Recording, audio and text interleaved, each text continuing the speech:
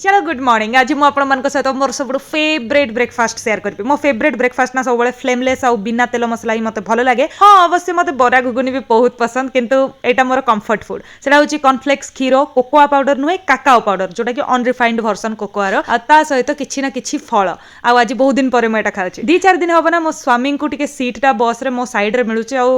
मते बहुत भल लगे यार आ गोटे जिनस आज मते सब बढ़िया लगला सेटा होची मो आज गोटे छतु भाषा देखिया को पाई बहुत लोक माने चिन्हि नथिबे छतु कोडा कोन कहते जेहेतु गाँव में मुझे रही मोर टिके बहुत अनुभव रही मु छतु को चिन्हि पारे प्लांट रो गोटे जगह में देखली 15 ରୁ 16 किलो छतु फुटी पाखक जाकि देखली कहली की छतु तो देखला बेलू यहाँ हूँ श्रावण कड़ एमती तो मुझे बहुत प्रकार छतु निजे तोली गाँव में जमीक बिहिडणी छतु नाड़ छतु रुटुक फुटुक छतु हुंका छतु खजुरी छतु खुद छतु बाली छतु बड़ बाली छोट बाली महला छतु एमती बहुत सारा टाइप किंतु यही जो छतुटा हूँ ये छतुर ना हूँ श्रावण कड़ दूषित जलवायु या खाई तो हेनी बट हाँ देखिकी मत बहुत खुशी लगुच तोलिकी बहुत खुशी।